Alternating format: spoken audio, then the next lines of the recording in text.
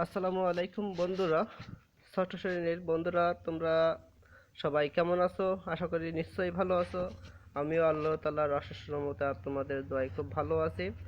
আজ আমি তোমাদের সামনে নিয়ে আসছি পঞ্চম সপ্তাহের অ্যাসাইনমেন্ট ক্লাস সিক্সের পঞ্চম সপ্তাহের অ্যাসাইনমেন্ট বিজ্ঞান নিয়ে হাজির হলাম। এমডি শাহিদ আফ্রিদি, জানা অজানার পক্ষ থেকে।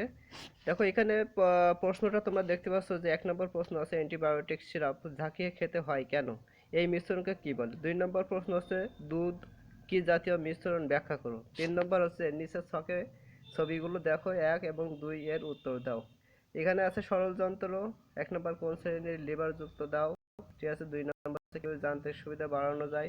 এখানে আছে জাতি আছে আর ট্যাপ, মেবি ট্যাপ আছে। ওকে। আজ চলো আর কথা না বাড়িয়ে আমরা ডাইরেক্টলি প্রশ্নের উত্তরে চলে যাই। আর একটি কথা উত্তরে যাওয়ার আগে, যে আমার চ্যানেলটি যারা এখনো সাবস্ক্রাইব করোনি তারা অবশ্যই সাবস্ক্রাইব করুন। ভালো লাগলে একটি লাইক করুন, কমেন্ট করুন। আর যারা সাবস্ক্রাইব করেছেন তাদেরকে অসংখ্য অসংখ্য ধন্যবাদ। চলুন যাওয়া যাক উত্তরে। হ্যাঁ বন্ধুরা, আমরা উত্তরে চলে আসছি। 1 নম্বর প্রশ্নের উত্তর দেখাচ্ছে অ্যান্টিবায়োটিক সিরাপ ঝাঁকিয়ে খেতে হয় কেন, এই মিশ্রণকে কি বলে।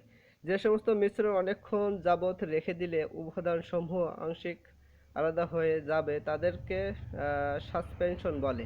অ্যান্টিবায়োটিক সিরাপ একটি সাসপেনশন, তাই বোতল রেখে দিলে ঔষধের উপাদানগুলো আংশিক আলাদা হয়ে যায় ও বোতলের নিচে তলানি পড়ে যায়। তাই ঔষধ সেবনের পূর্বে ঔষধের উপাদানগুলোকে সুষমভাবে বিন্যস্ত করার জন্য ঔষধের বোতল ঝাঁকিয়ে নিতে হয়। এবারে আমরা চলে আসি যে 2 নম্বর প্রশ্ন বলছে যে দুধ কি জাতীয় মিশ্রণ। দুধ কি জাতীয় মিশ্রণ ব্যাখ্যা করো। ব্যাখ্যা করা হলো এখানে প্রশ্ন উত্তর।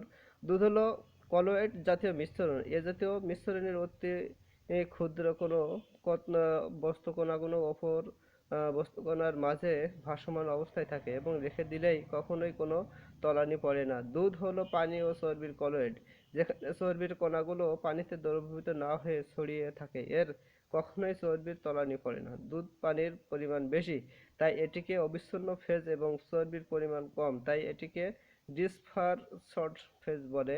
এক্ষেত্রে ভাসমান কণাগুলোর আকার 1 থেকে 1000 ন্যানোমিটার হয়ে থাকে। এই ছিল তোমাদের 2 নম্বর প্রশ্নের উত্তর। আর আমরা চলে যাচ্ছি 3 নম্বর প্রশ্নের উত্তর। জাতি এবং হাতুড়ি কোন শ্রেণীর লিভার ও তাদের যান্ত্রিক সুবিধা বাড়ানোর উপায় কি। এখানে দেখা যাচ্ছে সরল যন্ত্র জাতি এবং কোন শ্রেণীর লিভার যুক্ত, কিভাবে যান্ত্রিক সুবিধা বাড়ানো যায়। জাতি দ্বিতীয় শ্রেণীর লিভার, কারণ দ্বিতীয় শ্রেণীর লিভারের ক্ষেত্রে ভার থাকে মাঝখানে এবং প্রযুক্ত বল ও কালক্রম 2 প্রান্তে অবস্থান করে। কিভাবে যান্ত্রিক সুবিধা বাড়ানো যায়। জাতি দিয়ে যে কঠিন বস্তু যেমন সুপারি কাটতে হবে তাকে ফালকোরামের যত কাছে রাখা যাবে এবং হাত যত কাল ফালকেরাম থেকে দূরে রেখে হাতলে চাপ দেওয়া যাবে তত কম বল প্রয়োগ করে কঠিন বস্তু কাটা যাবে। অর্থাৎ যত ভার বাহুর দৈর্ঘ্য কমানো যাবে এবং যত বলবাহুর দৈর্ঘ্য বাড়ানো যাবে তত কম বল প্রয়োগ করে কঠিন বস্তু কাটা যাবে। এবারে আমরা চলে যাব হাতুড়ি। হাতুড়ি প্রথম শ্রেণীর লিভার, কারণ প্রথম শ্রেণীর লিভারের ক্ষেত্রে কালক্রমের অবস্থান প্রযুক্ত বল ও ভারের মাঝখানে থাকে।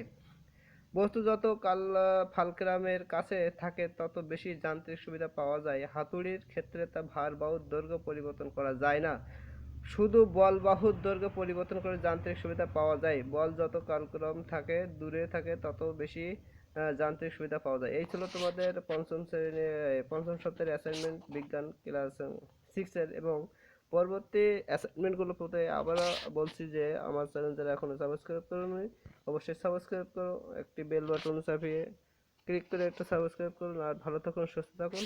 আসসালামু আলাইকুম।